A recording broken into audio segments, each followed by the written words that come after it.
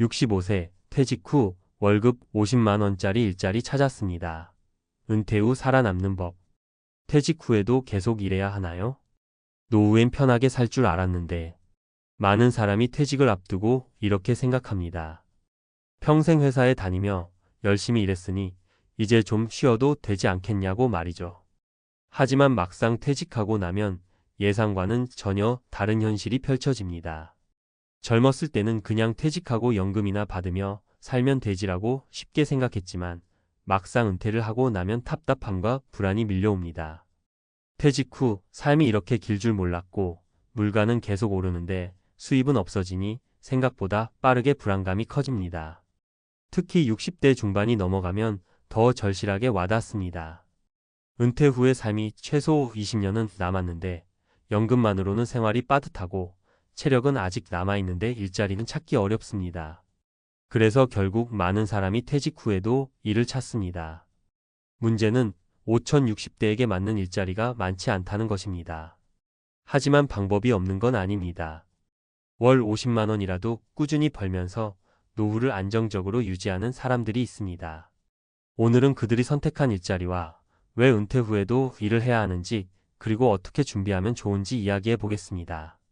65세, 퇴직 후 월급 50만 원짜리 일자리의 현실.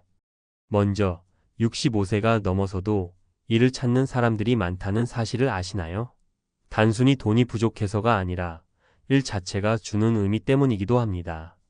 몸을 움직이고 사람을 만나면서 사회의 일원으로 살아간다는 게 은퇴 후 삶에서 굉장히 중요한 요소가 됩니다. 그렇다면 어떤 사람들이 어떤 방식으로 월 50만 원짜리 일자리를 찾아가고 있을까요? 세 가지 실제 사례를 통해 알아보겠습니다. 사례 1. 67세 김씨, 경비원으로 제2의 인생을 시작하다. 김씨는 63세에 정년퇴직을 했습니다. 은퇴 후 처음에는 연금으로 생활하려 했지만 생각보다 생활비가 빠듯했습니다. 물가가 오르고 예상치 못한 지출이 계속 생기다 보니 점점 경제적 부담이 커졌습니다. 결국 김씨는 65세가 되던 해에 작은 아파트 단지에서 경비원으로 일하기 시작했습니다. 한 달에 5,060만 원 정도 받는 일이었지만 생활비 보탬이 됐고 무엇보다 매일 규칙적인 생활을 하며 사람들과 소통할 수 있다는 점이 가장 좋았다고 합니다. 집에만 있으면 답답해서 미칠 것 같았어요. 근데 이렇게 일하면서 사람들과 인사도 하고 오며 가며 대화도 나누니까 삶의 활력이 생기더라고요. 김 씨는 경비원 일을 하면서 자신감을 되찾았고 경제적으로도 조금 더 여유를 가질 수 있었습니다. 사례 2. 66세 박 씨, 마트에서 일하며 새로운 보람을 찾다. 박 씨는 은퇴 후 한동안 무료함을 느꼈습니다. 40년 가까이 직장 생활을 하다가 갑자기 할 일이 없어지니 공허함이 밀려왔습니다. 그러던 중 지인이 마트에서 간단한 진열 아르바이트를 해보지 않겠냐는 제안을 했습니다. 박 씨는 처음엔 내가 이제 와서 이런 일을 할 수 있을까? 라는 생각이 들었지만 직접 일을 해보니 오히려 생활에 활력이 생겼습니다. 매일 아침 일어나서 출근할 곳이 있다는 게 이렇게 감사한 일인지 몰랐어요. 일도 어렵지 않고 오히려 몸을 적당히 움직이니까 건강에도 도움이 되더라고요. 마트에서 하루 4시간씩 간단한 물건 정리와 손님 응대만 하면 되는 일이었고 월 50만 원 정도의 수입이 생겼습니다. 크지 않은 돈이지만 생활비 부담이 줄어들었고 일하는 즐거움을 알게 되었습니다. 박 씨는 이제 나는 절대 은퇴하지 않는다. 70세까지는 계속 일할 것이라며 오히려 더 적극적으로 일자리를 찾고 있습니다. 사례 3. 64세 이 씨, 유튜브로 월 50만 원 벌다. 이 씨는 직장 생활을 하면서도 늘 퇴직 후에는 뭘 해야 할까? 고민이 많았습니다. 그러다 우연히 유튜브를 시작한 후 예상치 못한 소득을 얻기 시작했습니다. 처음엔 취미로 퇴직 후 생활을 브이로그처럼 기록했는데 비슷한 고민을 가진 사람들이 많다는 걸 깨달았습니다. 그래서 은퇴 후 건강관리법, 소소한 일상, 노후 생활 팁 등을 공유하면서 구독자가 점점 늘었습니다. 유튜브로 한 달에 50만 원 정도 벌 수 있다는 걸 알았을 때 정말 신기했어요. 내가 경험한 걸 공유하는 것만으로도 수익이 생기니까 보람도 있고 사람들과 소통하는 재미도 있더라고요. 이 씨처럼 요즘은 유튜브나 블로그 등 온라인 플랫폼을 활용해서 소득을 만드는 60대들이 늘어나고 있습니다. 은퇴 후에도 자신의 경험과 노하우를 나누면서 자연스럽게 경제적 수입까지 얻을 수 있는 방법입니다. 퇴직 후에도 일을 해야 하는 이유? 그렇다면 왜 퇴직 후에도 일을 해야 할까요? 단순히 돈 때문만은 아닙니다. 경제적 안정. 연금만으로 부족한 생활비를 채울 수 있습니다. 정신적 건강 유지. 무료하고 우울한 노후가 아니라 바쁜 일상이 유지됩니다. 사회적 관계 유지.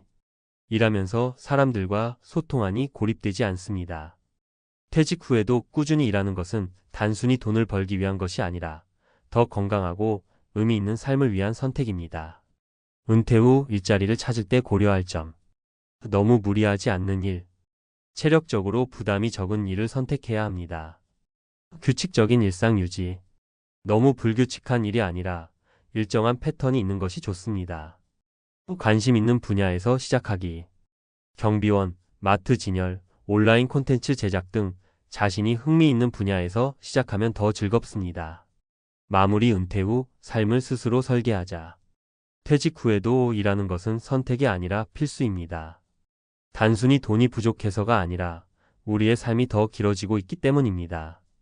60대 이후에도 꾸준히 일하면서 몸을 움직이고 사람들과 소통하고 경제적 여유까지 챙길 수 있는 방법을 찾아야 합니다.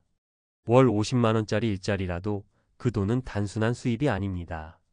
더 건강하고 의미 있는 노후를 위한 투자입니다. 지금 당신은 퇴직 후 어떤 삶을 꿈꾸고 있나요? 퇴직 후 건강한 삶을 위한 필수 조건. 일과 삶의 균형. 앞에서 살펴본 것처럼 퇴직 후에도 적절한 일자리를 갖는 것이 단순히 경제적 이유 때문만은 아닙니다. 이제는 어떻게 해야 건강하게 오래 일할 수 있는가가 핵심 질문이 됩니다. 특히 60세 이후에도 지속적으로 일을 하려면 단순한 근로활동이 아니라 육체적 건강과 정신적 건강을 함께 관리하는 방법을 고민해야 합니다. 오늘은 퇴직 후에도 활력을 유지하면서 일할 수 있도록 돕는 몇 가지 과학적 원칙과 실천 방안을 이야기해 보겠습니다. 1. 퇴직 후에도 일하는 사람들의 뇌는 더 건강하다. 많은 연구에서 밝혀진 사실 중 하나는 퇴직 후에도 지속적으로 일을 하는 사람들이 인지 기능이 더 뛰어나고 치매 발병률이 낮다는 것입니다. 하버드대 연구에 따르면 지속적으로 사회활동을 하는 60대 이상의 사람들은 뇌의 해마이포 캠퍼스와 전두 옆프론털 로브이 더 활성화되어 있다고 합니다. 해마는 기억을 담당하는 부위이며 전두엽은 의사결정과 계획 수립을 담당하는 곳입니다.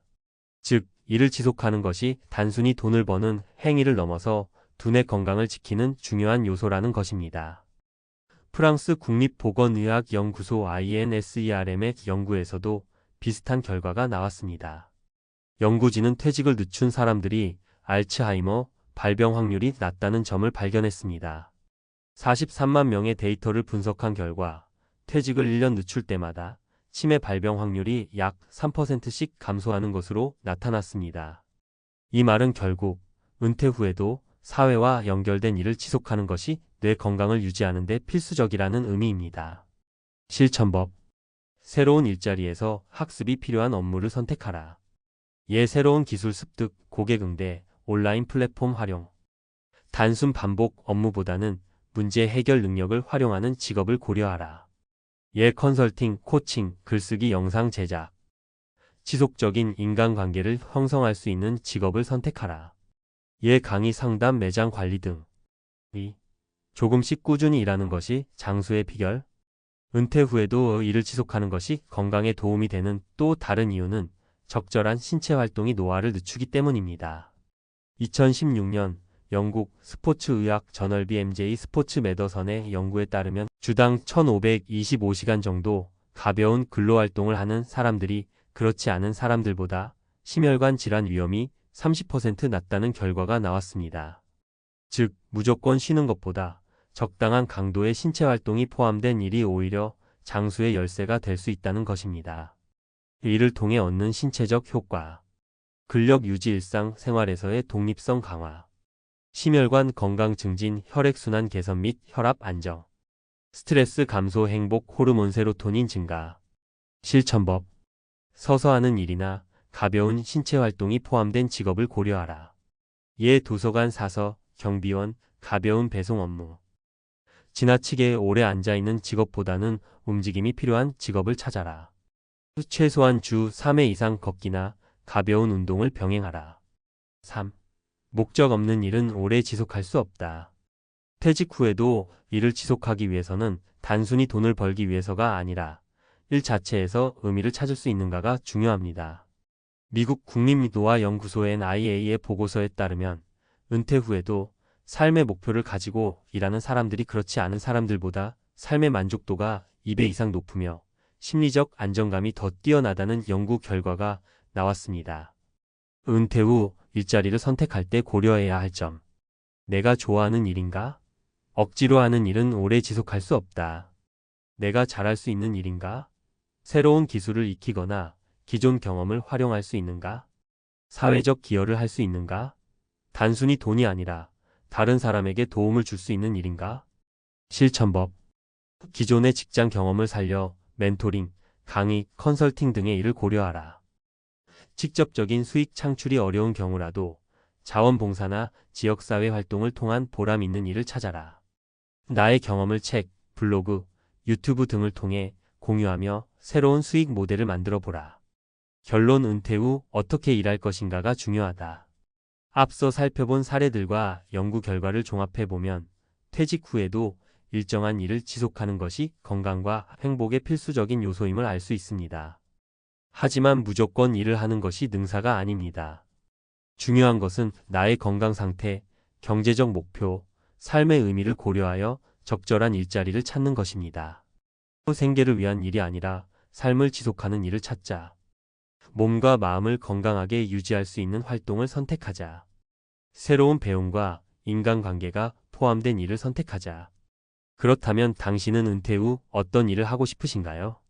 내가 좋아하고 잘할 수 있으며 건강까지 유지할 수 있는 일을 찾는 것이 바로 은퇴 후에도 행복한 삶을 유지하는 비결입니다.